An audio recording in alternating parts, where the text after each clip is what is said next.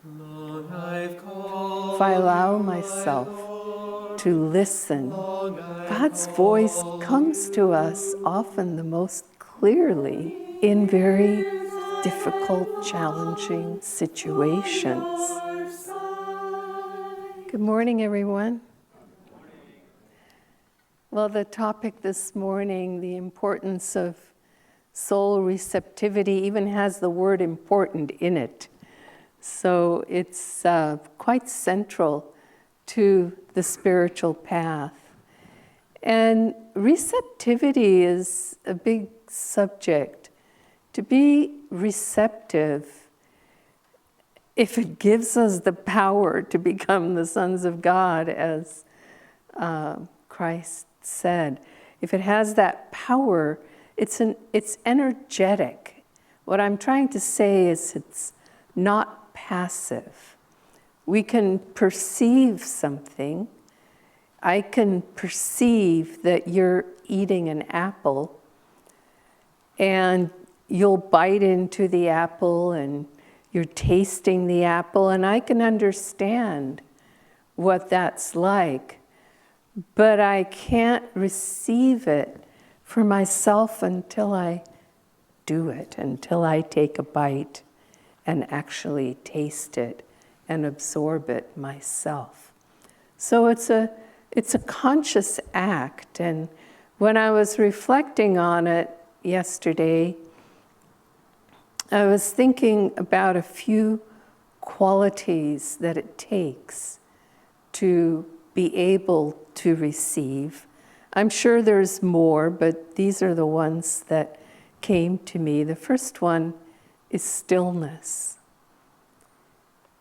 Sister Gyanamata, Yogananda's foremost woman disciple, said once to one of the other nuns, she said,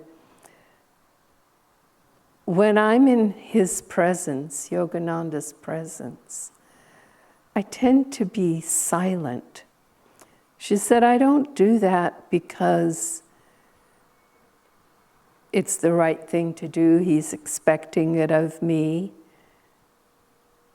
She said, I do it because when I'm in his presence, I feel really still inside. And then I can absorb what he is saying or doing in that moment. She said, and I meditate on that, sometimes for years. And then suddenly the meaning comes clear to me because she's absorbed it into her being. And I used to have that experience when I'd be in the presence of Swami Kriyananda, Ananda's founder. He, would express things, he would say things. I'd be in various small group settings with him. And I would get very still inside. And those experiences also would come to me later. They would resurface. They're still resurfacing. And I go, oh, that's what that meant. But usually in my case, that would happen when it was things that had to do with other people or other situations. But when it was something having to do with me, when I was involved in the conversation, when it was my test, I wasn't necessarily able to be still because my mind would be filled with all my own ideas and thoughts and justifications and, you name it. I've shared with some of you through the years. I remember one occasion when I was managing the publishing department for him and his books. And I would meet with him daily during that time. And I went to meet with him at the end of the day, and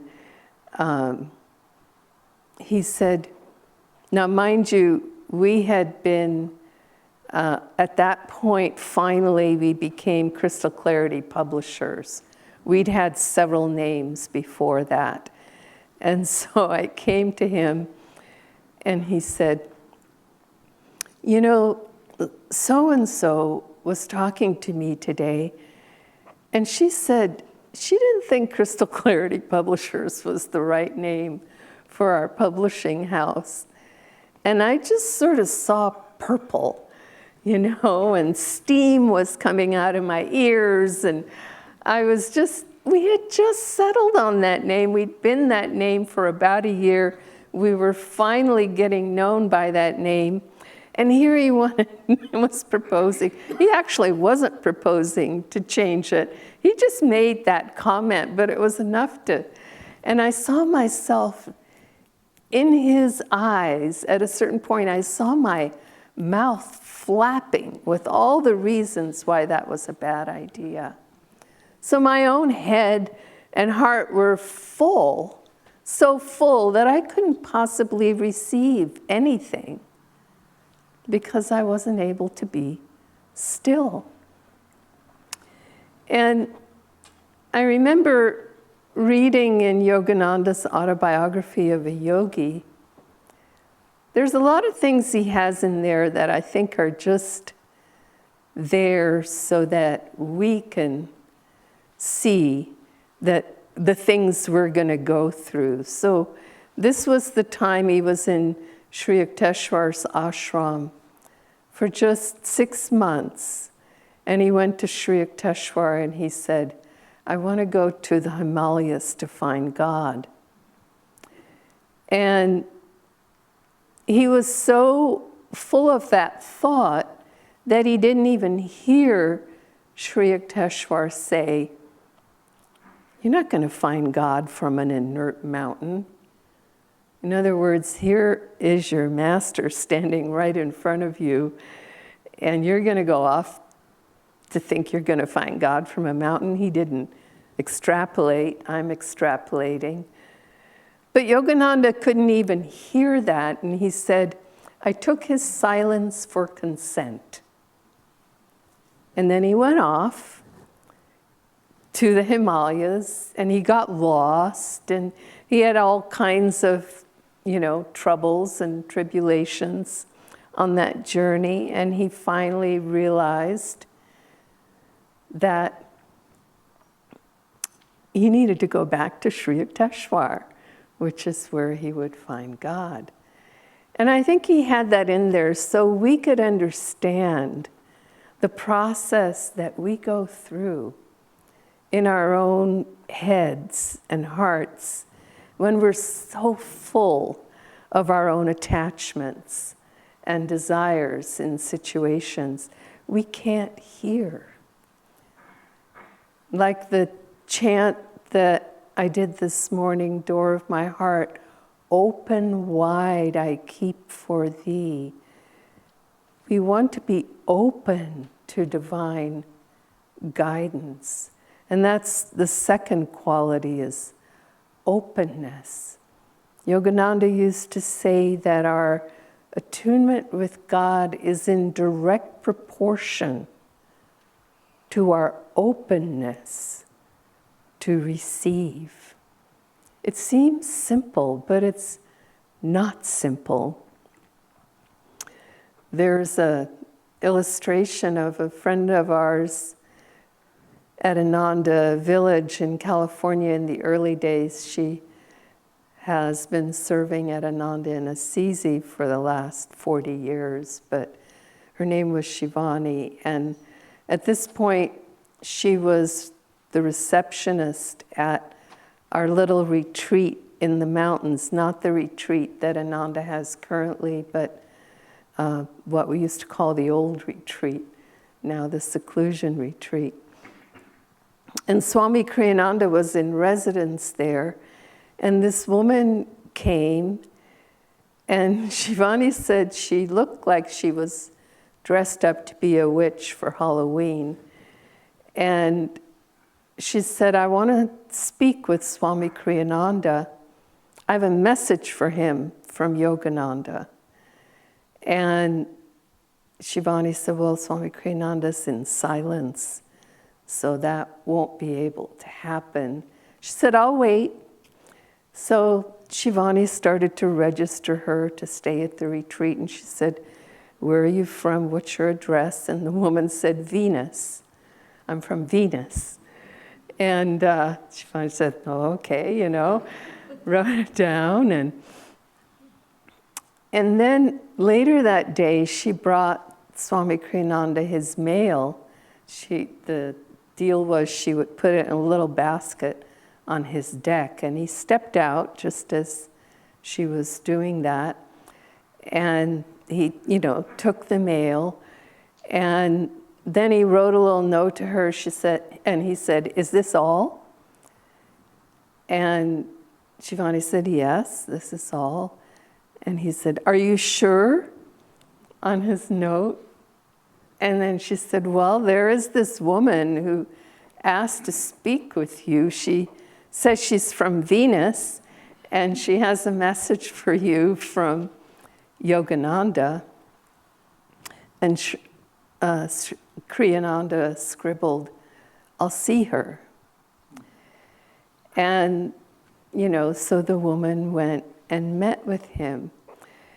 And Shivani forgot all about it, and she said about a month later or more, she saw Kriyananda, and she said, by the way, what happened with that woman from Venus? Did she really have a message from Yogananda for you? And Kriyananda said, well, I doubt it was Yogananda, he said, but it was important. And so he listened to her. And I found that so instructive, because if somebody were to tell me they're from Venus and they have a message for me from Yogananda, I would probably put a veil right across myself. And that's an extreme, but I know, and I think this is a common human experience. We have certain types of people, if they're bathed and properly dressed or slovenly, or, there's so many, if they seem like they're stoned or drunk, or, I have these prejudgments in those situations. And I've learned through the years from observing him that, if God is in every atom of creation, then God can speak to us through every atom in creation. The rocks, the trees, the plants, and every human, every animal. We can receive divine messages if we're open. And often I've found in my life that the people I have the hardest time with, personality-wise, are the ones that teach me the biggest lessons. If I allow myself to receive, if I allow myself to listen, God's voice comes to us. It's a test, comes to us often the most clearly in very difficult, challenging situations. That's when we learn the most. That's when we stay open. Another quality, it's hard to put a name to this. I'm going to call it the quality of giving. And what I mean by that is, if I want to receive love, I first have to give love. If I want to receive honesty, I first have to be truthful. If I want to receive service from someone work, as the affirmation was today, I first have to serve selflessly. If I want to receive God realization, I first have to do those practices in my life that give me the discipline and the power to be able to perceive them. So we first want to give whatever it is that we hope to receive. That closes the circuit, but it's a divine law. That's how it works. And finally, the biggest one really is attunement. That was discussed in the reading this morning. And simply put, for us, I mean, it's a big topic. We could talk about it for months. But simply put, we want to tune our radio dial, our inner radio dial, to the God channel. The static can try to get in the way, but we just keep fine-tuning it. When did we last experience a calm sense of joy? That's the channel we want to find again. When did we last experience an inner realization? That's where we want to tune the radio dial to again. And it's simple, but it's not simple. We have to become more self-aware.